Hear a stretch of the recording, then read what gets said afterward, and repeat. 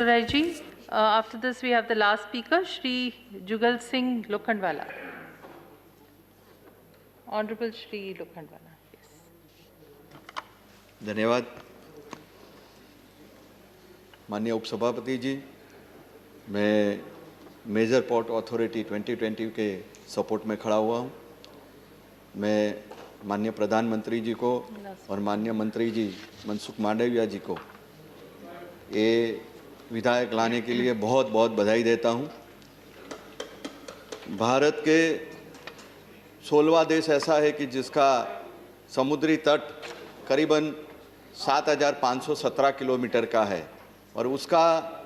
जिस तरह पुराने ज़माने में जो डेवलपिंग था और इस ज़माने में अभी हमारे जो डेवलप हो रहा है। हाँ रमेश जी बोल रहा हूँ, मैं दे रहा हूँ, आगे आ रहा हूँ। इसके साथ और माननीय महोदय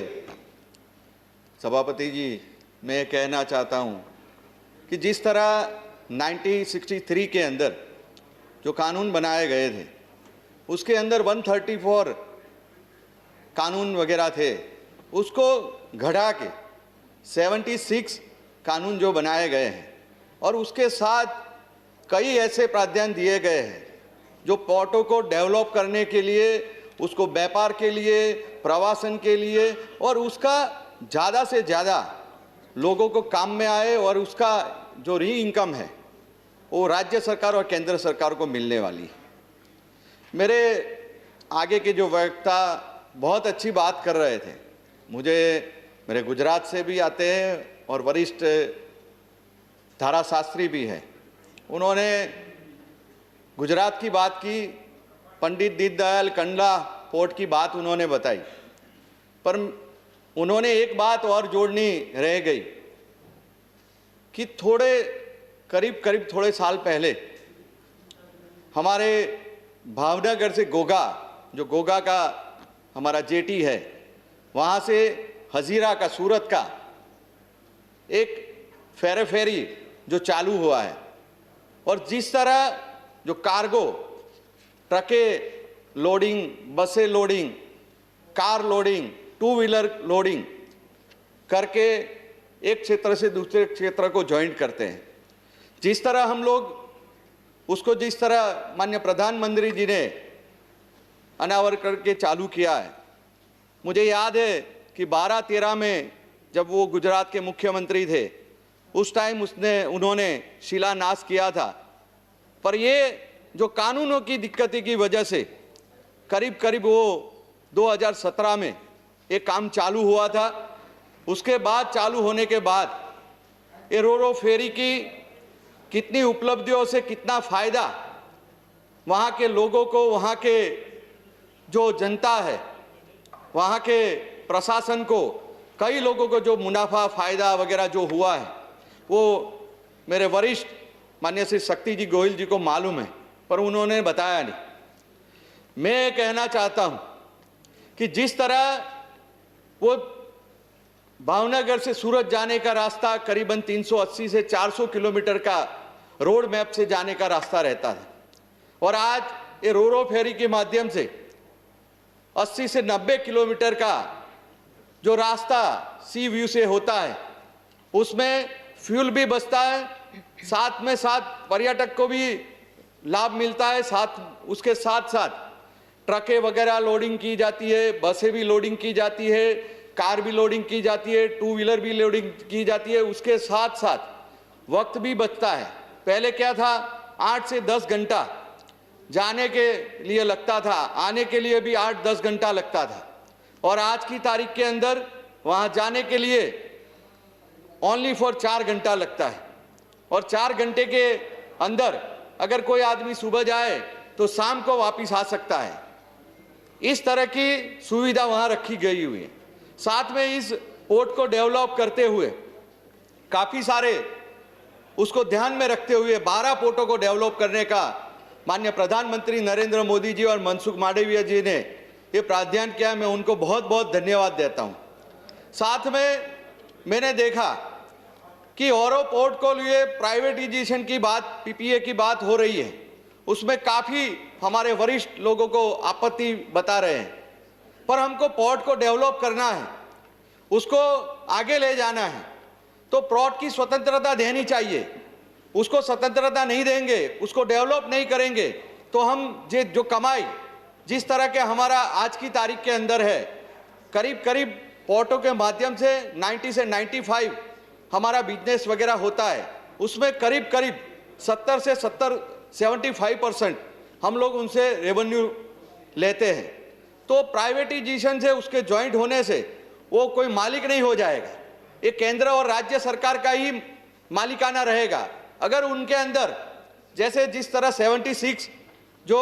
अधिनियम लाए गए उन्हें बारीकी से पढ़ा जाए, उनको ध्यान से अध्ययन किया जाए, तो मालूम पड़ेगा कि उनको डेवलप करने के लिए रखा गया है, नहीं कि उनको मालिकी के लिए दिया रखा है। तो मैं जितने भी जो मेरे वरिष्ठ सांसद हैं उनको बोलूँगा कि आप बारीकी से पढ़िए, उसके अंदर क्या है। कमियां तो ठीक है निकालते रहते हैं, अगर पार्टी अलग अलग है तो आपकी पार्टी ने दिया होगा कि आप कमियां निकालिए, पर अच्छी बात है जो देश के हित में है उसके बारे में बोलना चाहिए। इसके साथ साथ मैं कहने जाऊंगा कि पुराने साल के जैसे हमारे सौराष्ट्र के यहाँ पे काफ़ी सारे सांसद वगैरह हैं, तो गुजरात के अंदर आज से 3री या 4थी सदी के अंदर वहाँ एक ऐसा डेवलपमेंट लोथल करके वहाँ का पोर्ट का डेवलपमेंट, ये विश्व का पुराना पोर्ट डेवलपमेंट वहाँ पे था,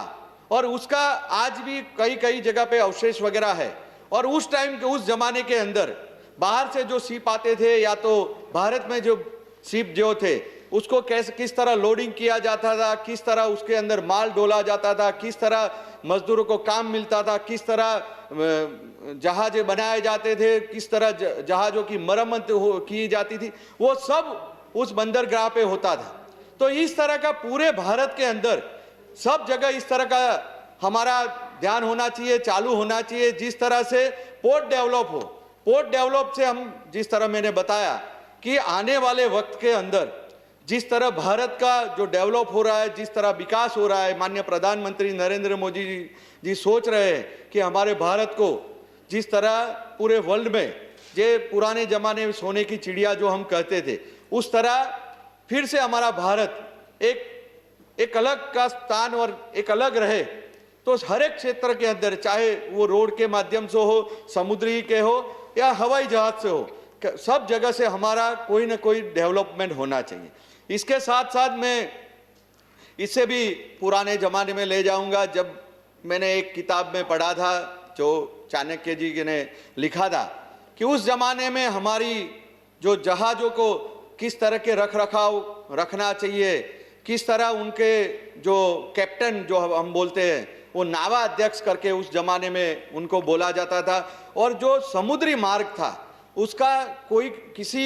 हमारे जो भारत के किसी को ज्ञान था, तो हमारे भारतीयों को जो ज्ञान था कि समुद्री मार्ग से जो चलते थे तो किस तरह वो समुद्र के मार्ग से पूरे वर्ल्ड के अंदर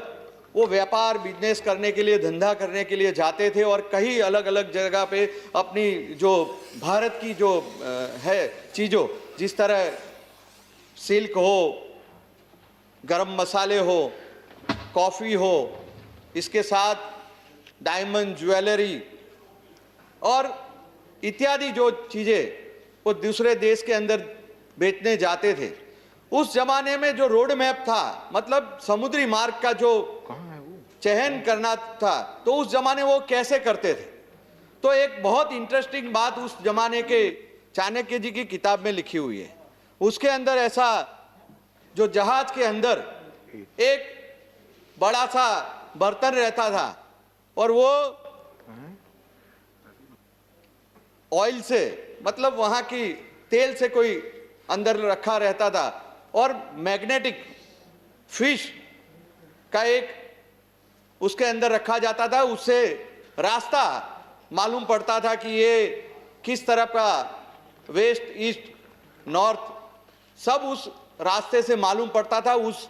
फ्लोटिंग फिश से मालूम पड़ता था। आज हम टेक्नोलॉजी के माध्यम से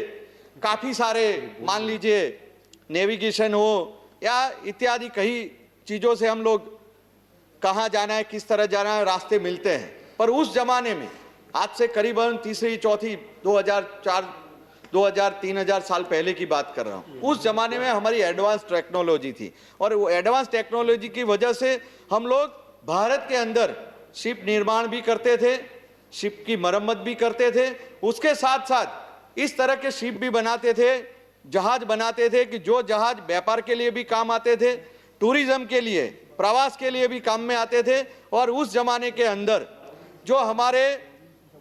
जंग कि उस जमाने के अंदर जो जहाज के साथ कई ऐसे लोग रहते थे कि वहाँ पे लड़ाई वगैरह जब होती थी तो लड़ाई के लिए जो जहाज बनाया जाता था उसका भी एक अलग ढांचा रहता था। इस तरह की हमारी टेक्नोलॉजी डेवलप उस जमाने में हुई थी। तो इसको इसी तरह ध्यान में रखते हुए पोर्ट बिल के अंदर जिस तरह माननीय मंत्री जी मनसुख मांडविया जी जो लाए हैं, उसके अधिनियम के अंदर बहुत सारी सुविधा ऐसी रखी गई है कि जिससे आने वाले वक्त के अंदर भारत को बहुत बड़ी सुविधाएं मिलने वाली हैं। मेरी बात खत्म करने से पहले एक और बात बताता हूं। मुझे एक किताब में और भी मैंने पढ़ा था